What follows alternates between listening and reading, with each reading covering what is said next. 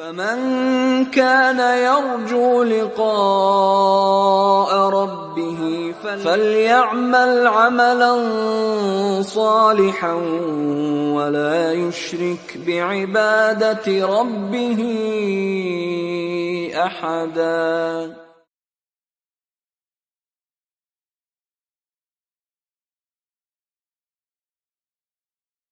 Bismillahirrahmanirrahim. Assalamualaikum warahmatullahi wabarakatuh.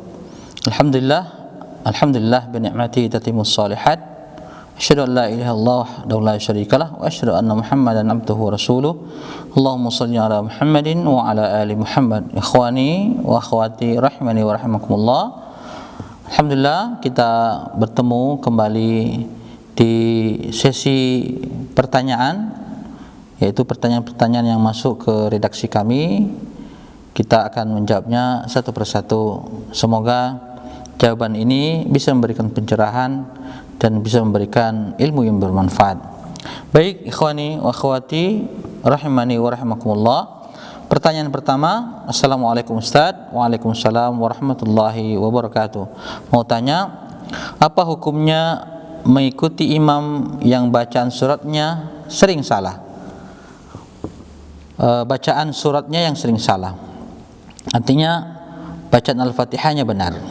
Baik, ikhwani wa akhwati rahimani wa rahimakumullah, kesalahan membaca Al-Quran dalam pandangan beberapa mazhab atau imam mazhab itu berbeda-beda. Kalau Imam Abu Hanifah dan muridnya Syekh Muhammad, bahwa kesalahan membaca surah di dalam Al-Quran berimplikasi kepada keabsahan salat. Menurut keduanya, kesalahan bacaan Al-Quran lalu kesalahan bacaan melahirkan makna yang salah dapat membatalkan salat. Ini pendapat Imam Abu Hanifah dan muridnya Syekh Muhammad. Kemudian ulama mazhab Maliki menganggap kesalahan bacaan Al-Quran tanpa sengaja oleh imam dalam salat tidak berpengaruh kepada keabsahan salat, tetapi makmum yang mengikutinya berdosa bila ada orang lain yang masih layak untuk menjadi imam. Ini pandangan para imam dari mazhab Maliki. Kemudian pandangan mazhab Syafi'i berbeda lagi. Menurut mazhab ini, kesalahan membaca Al-Quran selain Al-Fatihah tidak mengubah makna, tidak membatalkan salat, dan tidak merusak status salat berjamaah. Tetapi kesalahan bacaan Al-Quran yang mengubah makna bila dilakukan karena lupa tidak membatalkan salat dan tidak merusak status salat berjamaah meskipun makruh. Adapun mazhab Hambali berpendapat bahwa kesalahan membaca Al-Quran selain Al-Fatihah tanpa sengaja ketika salat berjamaah maka tidak bermasalah. Tetapi jika kesalahan tersebut terjadi pada surah Al-Fatihah di dalam salat maka menjadi masalah. Artinya salatnya batal. Jadi ikhwani fillah wa akhwati fillah azanallahu wa iyyakum ajmain, dari pendapat-pendapat ini maka kita ambil kesimpulan bahwa selama bacaan Al-Fatihahnya benar dan bacaan surah-surahnya ada yang salah dan tidak sengaja, maka insyaallah itu tidak membatalkan salatnya. Ini yang bisa kami jawab. Baik, kemudian pertanyaan yang kedua, Assalamualaikum warahmatullahi wabarakatuh. Waalaikumsalam warahmatullahi wabarakatuh. Ustadz, ana mau tanya, ketika hari Jumat mana yang lebih dianjurkan untuk salat wanita? Apakah salat Jumat 2 rakaat atau salat zuhur? Apa hukumnya salat Jumat bagi wanita? Mohon penjelasannya.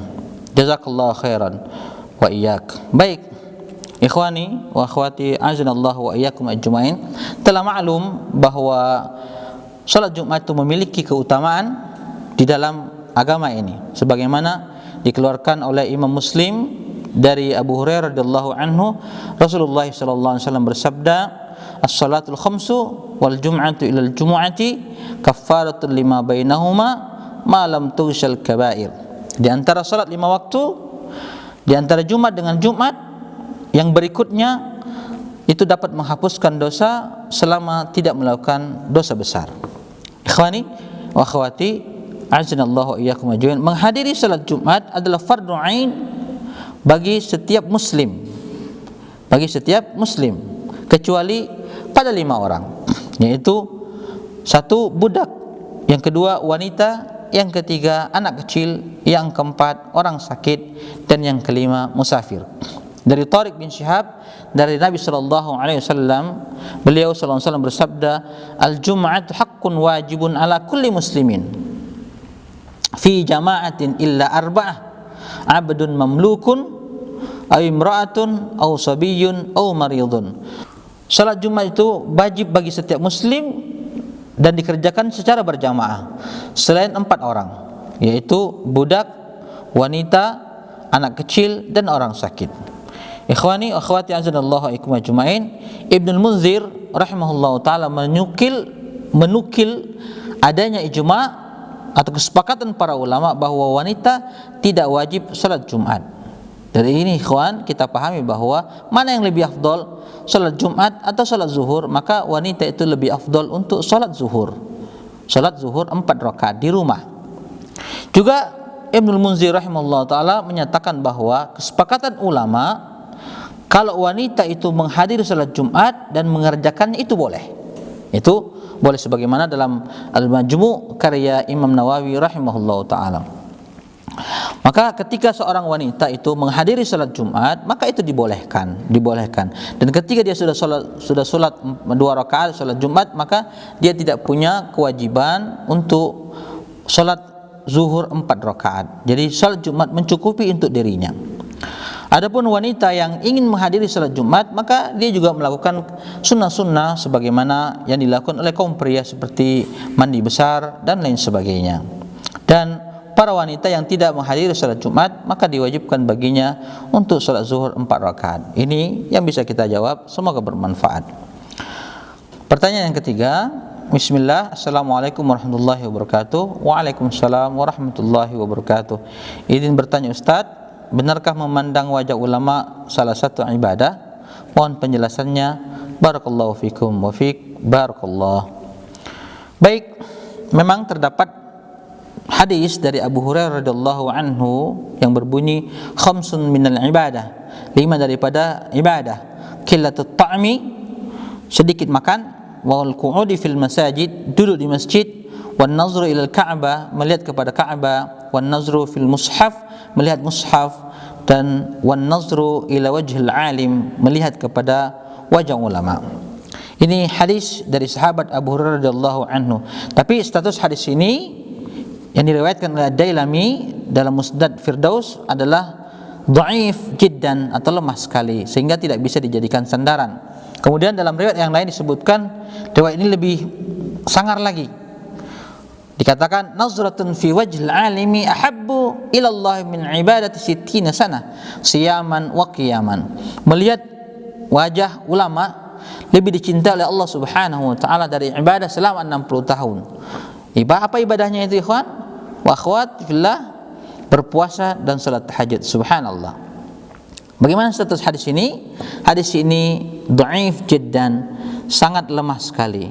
Sebagaimana dimasukkan oleh Sakhawi, murid Ibnu Hajar Al-Asqalani rahimahullah taala dalam Al-Maqasid Al-Hasanah, bahwa beliau ini mengatakan hadis ini dhaif jiddan. Kesimpulannya, tidak dijumpai adanya satu dalil yang menyebutkan keutamaan melihat kepada wajah ulama.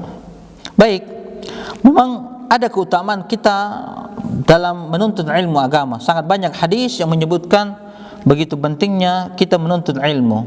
Sebagaimana dalam hadis yang lain, Nabi sallallahu alaihi wasallam bersabda, "Man salaka tariqan yaltamisu fihi ilman, sahalallahu bihi tariqan ilal jannah." Siapa yang berjalan menempuh jalan menuntut ilmu, maka Allah mudahkan baginya jalan menuju surga. Ini keutamaan ini berlaku bagi yang belajar bukan semata melihat wajah ulama. Meskipun dalam kegiatan ketika kita mendatangi majelis ilmu, di dalam kelas dan sebagainya, kita pasti melihat wajah mereka, para ulama, para guru-guru kita. Tapi ini adalah bukan keharusan dan tidak ada nilai ibadah di dalamnya. Maka kalau ada efek buruknya menyebabkan kita melahirkan perilaku yang tidak baik, maka sebaiknya tidak dilihat.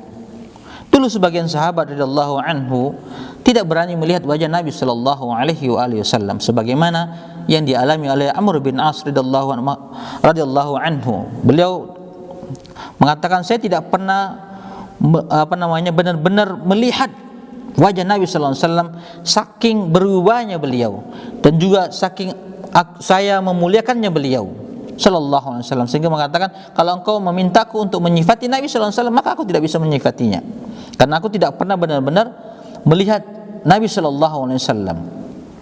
Jadi ikhwani fillah wa akhwati fillah, azanallahu wa iyyakum ajmain, juga ketika kita melihat wajah ustaz dan itu menimbulkan sesuatu yang yang tidak diinginkan, maka sebaiknya tidak melihatnya, karena itu bukan syarat utama untuk mendapatkan ilmu. Juga para sahabiyah dulu belajar sama Nabi sallallahu alaihi wasallam di balik hijab.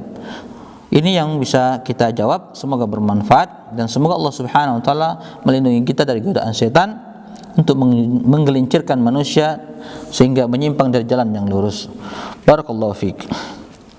Kemudian pertanyaan yang keempat, Assalamualaikum warahmatullahi wabarakatuh Ustaz. Waalaikumsalam warahmatullahi wabarakatuh. Afwan, izin bertanya, tadi saya ke masjid untuk menunaikan salat fardu subuh. Ketika imam kunut, makmum yang tidak mengangkat tangannya, dan ada juga, maksudnya ada makmum yang mengangkat tangannya, ada juga makmum yang tidak mengangkat tangannya. Jadi pertanyaan saya, Ustaz, yang mana yang benar, mengangkat tangan atau hanya tinggal diam mendengarkan doa kunut dari imam? Syukran, jazakallahu khairan, afwan wa iyyak. Baik, ikhwani wa akhwati azanallahu wa iyyakum ajmain. Kunut subuh itu sebagaimana dalam hadis yang sahih, bahwa jika dilakukan terus menerus itu adalah perkara bid'ah, bukan bagian daripada sunnah Nabi sallallahu alaihi wasallam, sebagaimana datang dalam hadis yang sahih. Seorang tabi'in bertanya kepada ayahnya, wahai ayah, apakah engkau salat di belakang Nabi? Artinya engkau salat di belakang Nabi sallallahu alaihi wasallam, engkau salat di belakang Abu Bakar, engkau salat di belakang Umar, Utsman dan Ali radhiyallahu anhum ajma'in. Apakah mereka kunut subuh? Apa kata sahabat ini? Ya bunayya, wahai anakku, innaha bid'ah, atau innahu bid'ah, sesungguhnya itu adalah bid'ah. Artinya kunut subuh yang terus menerus dilakukan adalah bid'ah. Adapun kalau misalkan imamnya kunut, itu ada dua kemungkinan. Pertama, kemungkinan yang bisa kita lakukan pertama, kalau seandainya kita tidak mengangkat tangan dan itu menimbulkan fitnah, perpecahan umat, perpecahan jemaah, orang-orang yang tempatan, maka hendaklah kita mengangkat tangan kita, mengikuti imam sebagaimana yang difatwakan oleh Imam Ahmad dan diikuti oleh orang-orang setelahnya dalam rangka menjaga hati-hati kaum muslimin. Tetapi seandainya jika kita tidak mengangkat tangan kita dan tidak terjadi fitnah, tidak terjadi perpecahan di tengah-tengah umat manusia, maka tidak masalah tidak mengangkat tangannya. Jika kita mendengarkan doa imam, maka kita aminkan tanpa harus mengangkat tangan. Ini yang bisa saya jawab. Baik, kemudian pertanyaan kelima, Assalamualaikum warahmatullahi wabarakatuh. Waalaikumsalam warahmatullahi wabarakatuh. Ustaz, izin bertanya, ketika berdoa mengangkat tangan setelah azan dan iqamah dan setelah wudu, apakah itu bid'ah? Syukran, jazakallahu khairan, afwan wa iyyak. Pertanyaan yang kelima ini adalah mengangkat tangan ketika berdoa setelah azan dan setelah berwudu. Baik, doa di dalam Islam itu dibagi dua. Pertama, doa yang mutlak dan doa yang muqayyad. Doa mutlak itu adalah doa yang bisa dilakukan kapanpun, maka sunnahnya adalah mengangkat kedua tangan, mengangkat kedua tangan. Kemudian doa muqayyad itu doa yang terikat dengan perbuatan sebelumnya atau sesudahnya. Maka yang dicontohkan oleh Nabi SAW itu tidak mengangkat kedua tangan. Contoh, setelah kita berwudu, kita membaca doa yang diajarkan Nabi SAW. Setelah azan, kita membaca doa yang diajarkan Nabi SAW ketika masuk kamar mandi, keluar dari kamar mandi, dan lain sebagainya. Maka sunnahnya, sebagaimana diajarkan Nabi SAW, kita tidak mengangkat kedua tangan. Ini masuk dalam kategori doa muqayyad. Baik, ini yang bisa saya jawab. Kemudian, ikhwani fillah wa akhwati fillah, pertanyaan ke-6. Bismillah, Ustaz, ana izin bertanya, apa hukumnya mengazanin di telinga bayi yang baru lahir? Baik,